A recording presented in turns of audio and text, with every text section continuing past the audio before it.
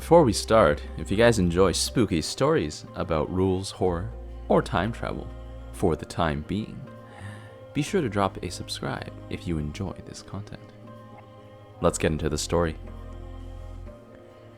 It all started when my dog died. Let's call him George. George had been my best buddy ever since I've been 12, and as you can imagine, his passing left a deep hole in my heart, even bigger than the one I had dug out in my backyard to bury him. However, as people say, I was sure that one day I would move on from it. It was just that this process was taking far longer than I had thought it would take. I still found it hard to get up in the morning, and I still found it hard to believe that I would never hear George's little footsteps as he bounded into the house. I used to hate how he would always make a mess walking in, but now I wanted nothing more than for him to walk in and tear the furniture to pieces one more time. In my grief, my sleeping pattern was pretty messed up. I ended up taking a nap one afternoon that lasted well into the evening, and as you can imagine, I didn't really feel like sleeping later on at night. I decided that maybe taking a walk could clear my mind a little. I didn't want to be in my house as it brought back memories of George. George and I would usually go and take a walk in the nearby park, so I decided to go some other way. This one ended up leading through the cemetery, which was a bit unnerving, but I didn't want to turn back at that point. It was during this walk that I saw something I wasn't expecting. A large group of people gathered around in a circle off in the distance. At first I thought it might be the local parent-teacher association meeting that was coming together, though now that I look back on what I saw, that seems quite unlikely. After all of these people were wearing strange black coats and had this weird ornament around their necks. They were wearing masks. Nothing weird about that in these times, but these completely hid their faces. They were also holding knives, and one of them was tied up and gagged. Not to mention, why would the PTA meet outside the school? That as well. Why would they be meeting in a cemetery near midnight? Yeah, they probably were not the PTA, but I hadn't pieced that together at the time. So I decided to walk up to them and say hello, thinking that some conversation might take my mind off of things. One of them saw me approach and screamed, "We've been found! Run!" All at once, the gathered people scrambled away in random directions, even taking the man who had been tied up with them. I was rather upset, as you can understand, that these people were avoiding me. How rude do you have to be to run away right when you see someone? Anyway, I noticed something on the ground. It appeared that these people had dropped something in their hurry to get away from me. It was a rather thick book with the title written in a language whose letters I didn't recognize. So I assumed it could have been French. I had taken Spanish in school, you see, so I had no knowledge of French. Now, these people might have been rude to me, but I figured I should still return the book to them.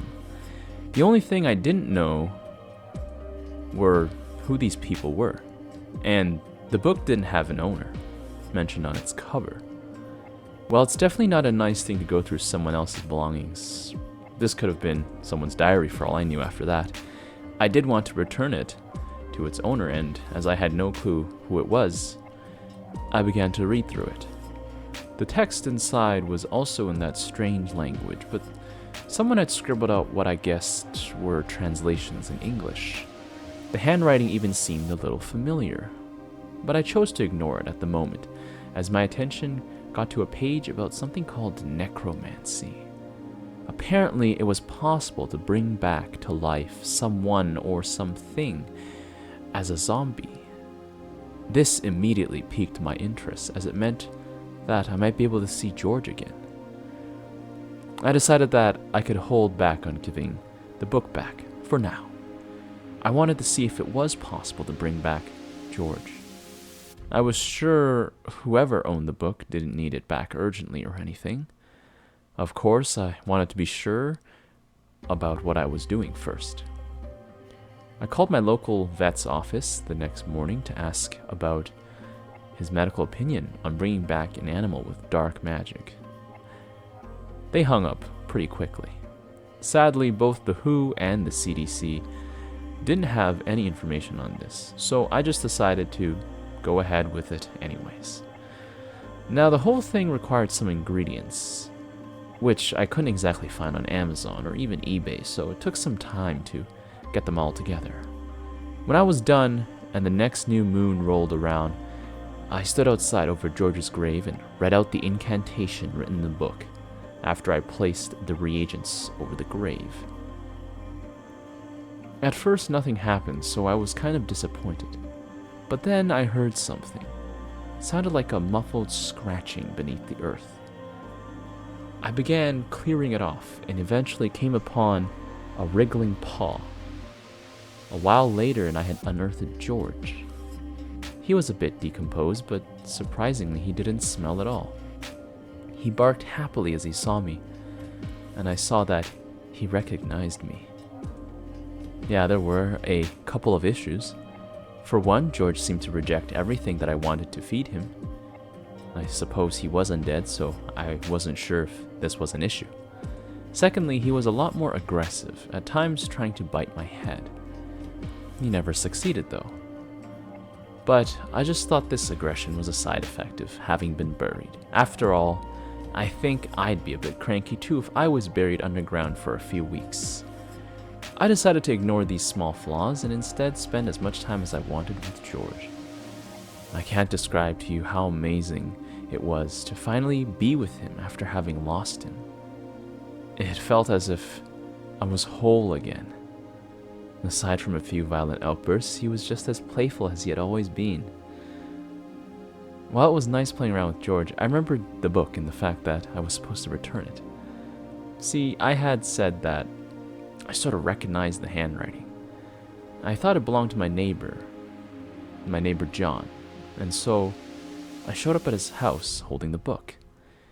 "Here, John, I think you dropped this," I said. Immediately, his face turned to one of shock, and he vehemently denied ever owning such a thing. "But this is your handwriting, right?" I pointed out. He said no, it must be some mistake, and that I should take the book away and leave. He kept looking around frantically as if afraid that someone might be watching us. "All right, if you don't want it," I then paused. "But I should thank you for this. I mean, I managed to get my dog back thanks to this." His eyes widened as I explained what I had done, and he began to freak out even more, asking to see my dog. I complied after all. John had played with George before. I took John to visit George, and John began to freak out for some reason. I thought he'd be happy to see George again, but he didn't share my joy at having my pet back. I think this is what set George off, because he's normally such a friendly dog, but he went ahead and bit John on the leg. It was a shallow bite, and I offered to wash it with some soap and water before driving him to get a rabies shot, but John just sprinted away at that point. And I had to hold George to prevent him from following John. I got that John was kind of rude to George, but still, I didn't want my dog to hurt John anymore. The next day I got a call from John's number, but it was his wife, Jade.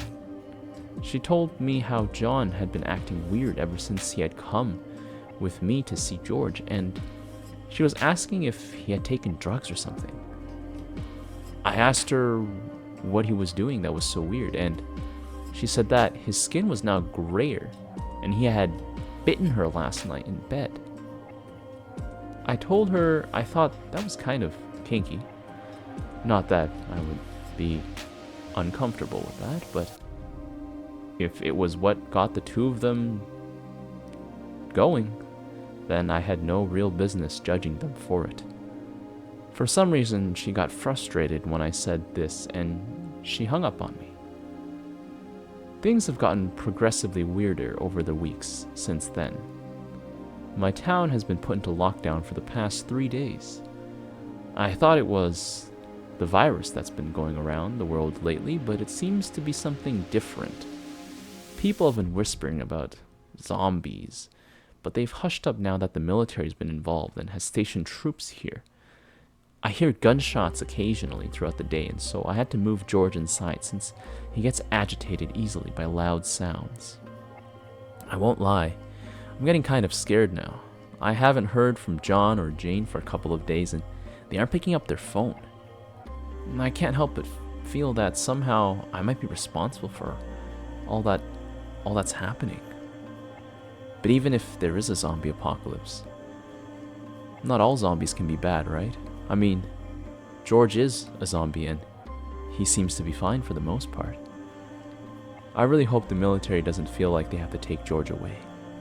That's what scares me the most. I can't stand losing him for a second time. What should I do? I think the military might cut off our internet soon, and I'd love some advice.